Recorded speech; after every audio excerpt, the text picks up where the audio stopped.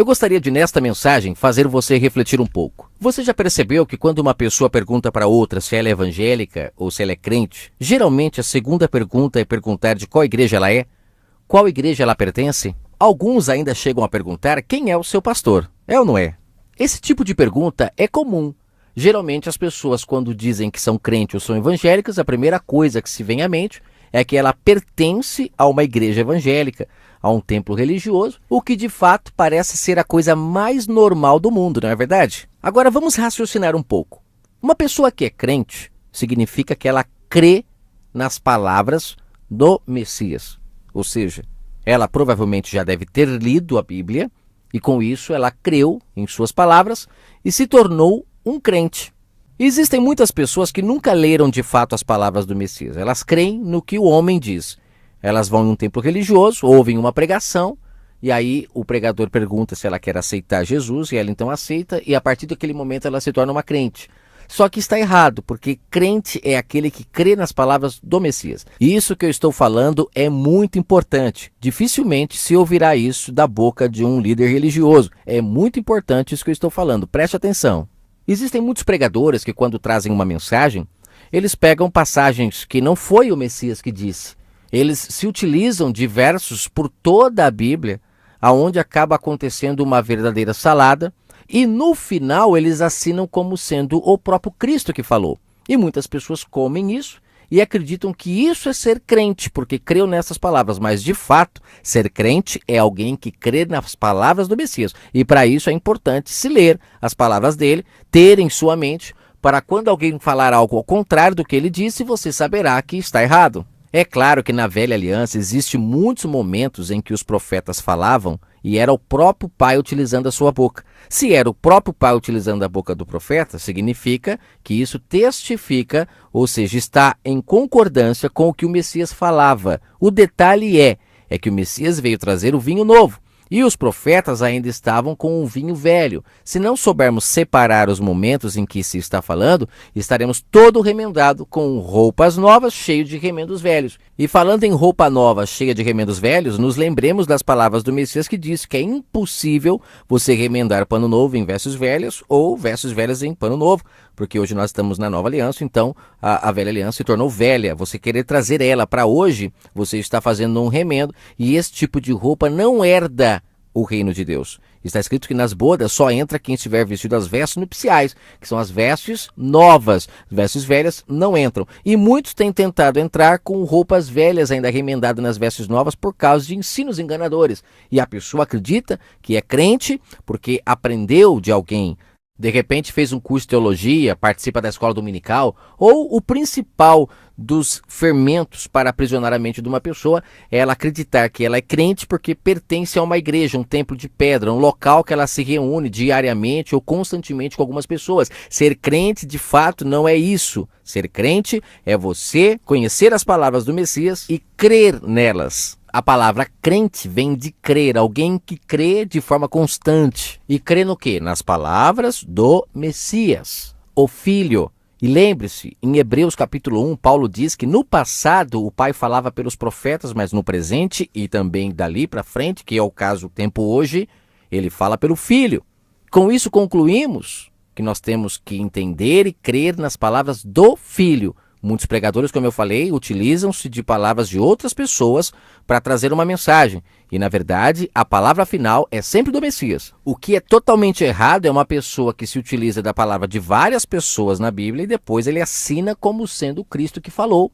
No final, a pessoa tem que levantar a mão ali no culto, aceitando a Cristo, sendo que muitas palavras que foi falado ali não foi ele que falou. E, principalmente, 90% das palavras que foi falado ali foi o próprio líder religioso que falou do seu próprio pensamento. Não foi nem o próprio Messias. Porque o correto seria só ler as Escrituras e mais nada. As pessoas falam com suas palavras aquilo que elas acreditam. E cada um fala uma coisa. E muitas das vezes fugiu totalmente daquilo que Cristo ensinou. A pessoa está falando dela própria. E aí eu quero concluir, não quero me demorar com esta imagem que eu coloquei como uma imagem ilustrativa para esta mensagem. Só antes de falar desta imagem, lembre-se que a palavra crente e palavra evangélico estão dizendo a mesma coisa. Porque evangélico é aquele que crê no Evangelho. Para você crer no Evangelho, você precisa conhecê-lo. E ainda existe um detalhe, você tem que saber separar quando é nova aliança e quando é velha aliança nos evangelhos, porque os evangelhos estão cheios de velha aliança. O Messias estava cumprindo a lei, não se esqueça, muitas coisas que ele fez estava ainda debaixo das leis, e nós, como gentios, não fazemos parte desse momento. Nós entramos após a ressurreição do Messias, momento em que a vinha é dada a outros. O Pai resolve batizar com o seu Espírito Santo todo aquele que crê, não dependendo mais de regras, de ordenanças, como era o povo na Velha Aliança. Aquele que crê recebe então o seu Espírito Santo. O que na Velha Aliança a regra não era essa. O Espírito Santo habitava aqueles que o Pai escolhia, eram os ungidos, e eram esses ungidos que falavam com o povo. Já na Nova Aliança, após a vinda do Messias, o Pai batiza todos com o seu Espírito Santo, e aquele que crer ouve a sua voz, é selado por ele, e aí sim se torna uma nova criatura. O Pai não tem mais seleção de pessoas na Nova Aliança como era na Velha Aliança, onde ele escolhia algumas pessoas para falar por ele. Não, na Nova Aliança, após o Espírito Santo ter sido derramado, ele fala com todo aquele que crê. O segredo é crer. Aquele que crê recebe o seu Espírito Santo, passa a ser o seu templo, não precisa mais de templos físicos para ir, não precisa mais ouvir o Criador do Universo por intermédio de outras pessoas, porque o Messias já veio ser o intermediário único entre nós e o Pai. E após ele ir, o Pai então derrama o seu Espírito, que passou a ser, de fato, o único meio de comunicação entre o ser humano e ele, não precisando mais de intermediários. Aquele que busca em espírito e em verdade não tem intermediários. Isso é buscar o Pai em espírito e em verdade. Você se conecta a ele, crê que ele fala com você, e com isso você não precisa mais ouvi-lo por boca de terceiros. Eu tenho certeza que muitas pessoas que se intitulam crentes evangélicos nesse momento podem estar pirando ouvindo este áudio. Por que estão assim? Porque de fato não são crentes, não conhecem a palavra do Messias, não têm entendimento para separar quando o Messias está falando para Israel e quando ele fala para os gentios. Na verdade, poucas vezes o Messias falou para os gentios. E aí, pelo fato da pessoa não conhecer as palavras do Messias, apenas conhecer a palavra dos homens, ela considera um áudio desse um áudio mentiroso. Mas isso porque não conhece de fato as palavras do Messias. Então ela não é crente, ela não é evangélica, é simplesmente uma pessoa que acreditou nos homens. Crente é aquele que crê nas palavras do Messias. Evangélico é aquele que crê no Evangelho e sabe separar velha e nova aliança para não estar remendado diante do Pai. Após entender o que é crente de verdade, o que é ser evangélico de verdade, agora você vai ler 1 Coríntios capítulo 3 com muito mais tranquilidade, porque pelo que nós percebemos aqui, é exatamente o que estava acontecendo naquele momento. Paulo está chamando a atenção de algumas pessoas que eram carnais, que ainda estavam todas presas às coisas da terra. Ele até cita alguns desses frutos como inveja, contendas, dissensões. E ele fala, vocês estão se achando espirituais? Não, vocês ainda não entenderam nada do que é ser espiritual. No decorrer do texto, ele fala, vocês estão enaltecendo as pessoas que são apenas vasos utilizados pelo Pai para trazer a sua palavra. Aí talvez você diga, não, mas então você está se contradizendo, porque você diz que na Nova Aliança o Pai não usa ninguém para falar com as pessoas. O detalhe principal que muitas pessoas não conseguem entender, o verdadeiro anunciante do Evangelho, ou melhor, das boas novas, porque boas novas está ligado diretamente à Nova Aliança apenas. O detalhe principal de um anunciante das boas novas é que ele mostra para as pessoas que agora elas podem ouvir diretamente a voz do Espírito Santo em seu ouvido, não precisando mais dos homens. Eles não se colocam como fundamentais nessa história. Eles não se colocam como pessoas que agora você vai ficar dependente delas a vida toda. Não. O verdadeiro anunciante das boas novas, ele não escraviza as pessoas em si mesmo. Ele não faz as pessoas ficarem dependentes dele. Ele não aceita ficar sendo sustentado por essas pessoas a vida toda. O verdadeiro anunciante, ele faz como Paulo, ele trabalha para se sustentar. E nas horas vagas ele anuncia as boas novas. Ele liberta as pessoas de fato, não as escraviza em si mesmo. Ele não faz discípulos para si, ele faz discípulos para o reino. As pessoas agora entendem o que é buscar o Pai em espírito e vão buscá-lo, não dependendo mais de homens. Porque de fato, se você entender a história, é isso que aconteceu. O ser humano, de acordo com as Escrituras, no início da história, ele estava conectado ao Pai. Ele se perde, ele se afasta do Criador do Universo. O Pai então cria um plano de salvação para trazer a humanidade de volta. Ele escolhe um homem na terra chamado Abraão, que o buscava pela fé de forma invisível. E através desse homem ele constitui uma nação que o buscava de forma terrena, porque não conseguiam buscá-lo pelo Espírito. Mas após gerar este povo, ele gera através deles o seu filho, aquele que trouxe a sua palavra de forma pura e cristalina. E aquele que crê nas palavras do filho, que se torna um crente, então esta pessoa agora nascida do Espírito, abandonará todos os guias, os mestres, os rabis, os tutores e voltará a se conectar com o Pai em espírito. Esse é o objetivo do Pai, que o homem volte a se conectar a Ele em espírito e não mais que fique dependendo um do outro para buscá-lo. Agora, voltando ao início do áudio, quando eu falei sobre a pergunta: você é crente? Você só pode dizer que sim se de fato você conhece as palavras do Messias. Se você frequenta uma religião, você não pode assegurar que você é crente por causa disso.